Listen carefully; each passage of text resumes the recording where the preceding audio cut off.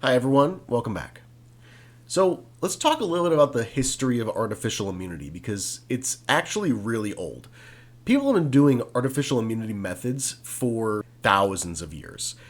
Some of the earliest instances of this come in the form of variolation of smallpox. So these are methods that people used to inoculate and protect themselves against smallpox, just a horrible viral infection that if it didn't kill you, it would horribly maim you if you caught it. So people really didn't want to get it. So eventually a method was figured out on how to protect ourselves from it. And the method goes as follows. First, you needed somebody who had smallpox. You would go and collect fresh pus from a smallpox sore on a patient. And it was important that this patient had a mild case of smallpox.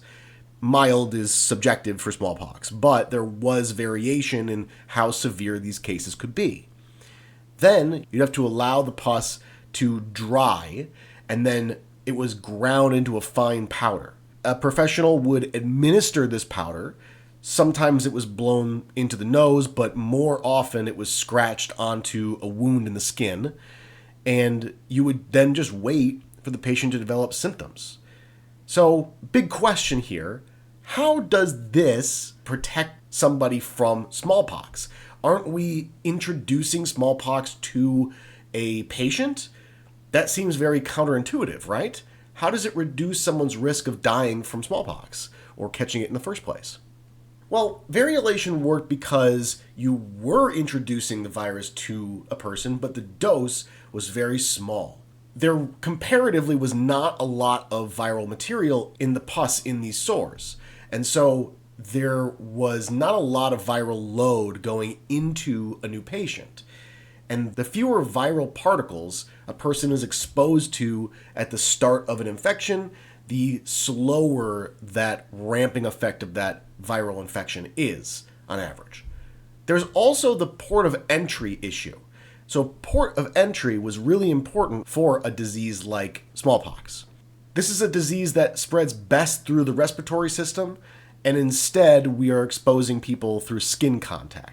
So when smallpox passes through a person through the respiratory system, it's able to infect the body in a much more broad and expansive fashion and kind of get everywhere. For skin contact, it's a much more localized infection. It's not widespread like a smallpox respiratory infection tends to be. Now, this wasn't without issues. Variolation still had several important problems that needed to be solved. For one, there was still a notable mortality rate. A normal smallpox infection would still cause like a 30% mortality rate. It was remarkably high. That was definitely reduced when you got variolation, but about 2 or 3% of the population would still die of this comparatively mild smallpox infection. There was also the issue of scarring, because smallpox would always scar. Even if it was a smaller, localized infection, you would then have pitting and pox marks on that part of your body for the rest of your life. It was also incredibly painful. And most importantly, variolated people could still spread smallpox.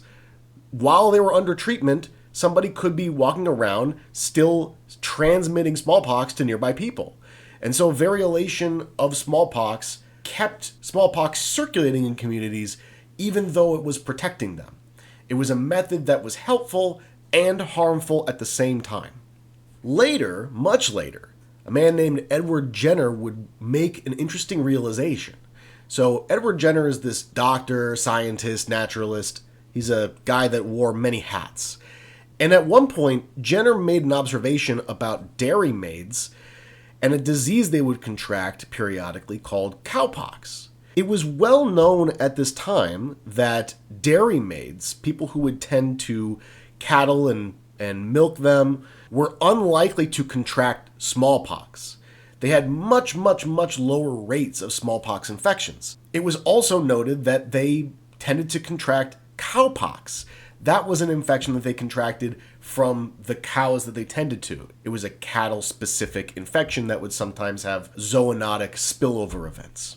Jenner noted that surviving a cowpox infection seemed to grant protection from smallpox infections. Jenner began to investigate this and eventually developed a method called vaccination after the Latin name for cow, vacca. So in these early stages, vaccination was specific to smallpox. It was a method of taking cowpox, what we now know today to be a closely related virus to the smallpox virus, and exposing people to that virus, which was much less dangerous of a virus to contract. It had comparatively mild symptoms, considerably less scarring, and very low mortality rates. Importantly, getting a vaccination as opposed to a variolation also meant that you weren't circulating smallpox while you were being inoculated. Cowpox was really helpful in also reducing the spread of smallpox. So since then, vaccination has become this widely adopted term. It was originally this very specific method just for the application of cowpox to prevent smallpox. Today, we have a wide variety of different vaccines. We've got live attenuated vaccines, where you have these living or functional pathogens, but they've been manipulated to the point where they're very weak and incapable of effectively replicating inside of a patient. We also have whole killed organism vaccines. So these are vaccines where we have a pathogen that's been killed in some way, usually through heat or some kind of chemical method occasionally. We also have toxoid vaccines that target specific chemicals that a pathogen will produce. So in the case of something like diphtheria and tetanus, these are diseases that while our immune system tends to be able to handle the pathogen, we often are injured and die at the hands of the toxins they produce. So the vaccine targets those instead. We can also have subunit vaccines where we inoculate somebody with a single part of a pathogen, and that part of that pathogen is something that your immune system then targets, mounts its response to attack. And so if anything ever showed up in your body that has that piece on it, your immune system targets that piece. Now, there's a lot of different kinds of these things. Those are the ones that I really want to talk about right now, besides mRNA vaccines, which we'll get to in a second. But I want to point out, look at how many different types of vaccines there are. There are many different ways to accomplish the same goal. Now, vaccines can be administered to lots of different places of the body and through different routes. And some vaccines benefit from being applied through a specific route versus another. Similar to what we saw with variolation, where the place that you administered had a major impact on the effect that vaccination had. So we have different kinds of routes that we can apply a vaccine. We can have the oral route, where we put drops into the mouth. We can have the intranasal route, which is a spray that's given through the nostril. We can also have a subcutaneous route, where the injection is given under the skin and fatty tissue, or the intramuscular route, where it's injected directly into muscle. These injection sites also depend a lot on the patient's height and weight and age. Now, vaccine types also differ a lot by whether they allow a pathogen to replicate inside of a host. Some methods allow that pathogen to replicate, albeit briefly. So this is really good for stimulating a really strong immune response, and strong immune responses often last a lot longer than weaker ones. We see this with these live attenuated or weakened pathogens, and also with related pathogens like the original vaccination versus variolation. We also have methods that don't allow pathogens to replicate, like the whole killed pathogen or subunit or toxoid vaccines, and these produce a more limited immune response. They tend to be weaker on average, but that can be a good thing. Some people will be put at risk if they're given a live attenuated vaccine, if their immune system is too weak for them to fight off even a weakened version of this pathogen. These weakened pathogens are far too weak for them to usually have a negative impact on people with healthy immune systems, but not everybody has a healthy immune system. Then we have the mRNA vaccines, which are some of the most exciting types of vaccines that are now out here. So the advent of new science like genomics and transcriptomics has advanced vaccine development in a major way. So today we have mRNA vaccines, these messenger RNA vaccines. A messenger RNA molecule is essentially the script to make a specific protein. So essentially this is a little mRNA molecule, an instruction to make a specific viral protein, not the whole virus, just a piece of it. And that is attached to some kind of vector particle, something that will help it be transported into a cell, that will carry it safely to its destination. That is injected into our body. Our cells take up that mRNA, and then we are tricked into making the protein that it codes for. This protein is just a tiny fragment of a virus. It is not a functional virus. The result of that is that we are now producing at least for a brief moment, a foreign protein that is unrecognizable to the rest of our body, something that belongs to a virus, not human cells. And so our immune system mounts a response to target that protein and destroy it. Essentially, we create a full immune response, including the production of specific antibodies and everything, to attack a piece of a virus that we were never exposed to. This is great because it means that if we ever do get exposed to that virus, we now have a targeted response that matches a feature on that virus. This is a relatively new method to immunize people without having to even grow that pathogen in a lab. We now can just sequence the genome of this pathogen and then identify a specific protein that we want to attack. We can actually do almost everything else in a lab with machines that can essentially just kind of create these mRNA molecules from scratch. And it also helps us very quickly respond to new emerging disease.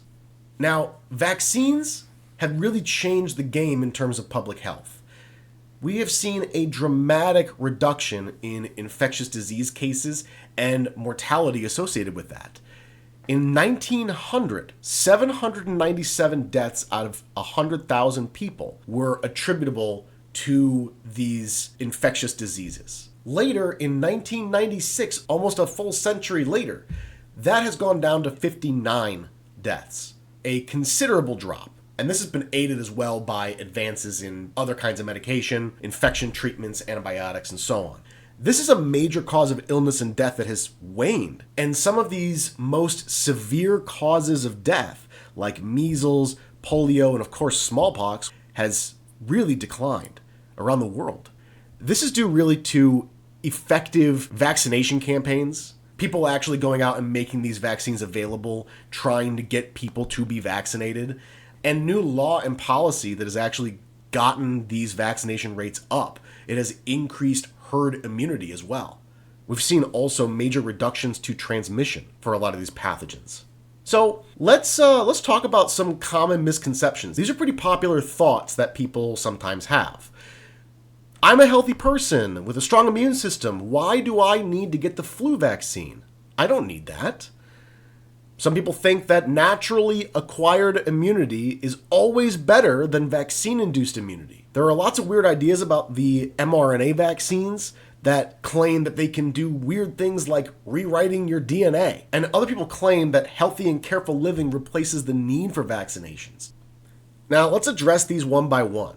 For the first point, I'm a healthy person with a strong immune system. I don't need the flu vaccine or some other vaccine. Well, being healthy doesn't make you immune to infection. These are pathogens that have evolved to infect us. They are very good at that. And so it is very much the case that even healthy people can get the flu. Being healthy doesn't even mean that you won't suffer severe effects of being infected by the flu or some other disease. Even healthy people can be maimed or killed by infectious disease. And certainly, being healthy does nothing to prevent you from infecting other people while you are infected. And vaccination really reduces that risk of spreading that infection to others. What about the claim that natural immunity is better always than vaccine-induced immunity? This is also not true. Getting natural immunity through getting a disease means that you are still at great risk and still have to contend with the reality that you're going to spread that to others. Some vaccination types produce weaker immune responses like the whole-killed pathogens, but others produce very strong immune responses like our live attenuated vaccines. And so those immunizations are just as strong. A few wild ideas are out there about mRNA vaccines rewriting your DNA. That's not true. There's no interaction between an mRNA vaccine and your DNA.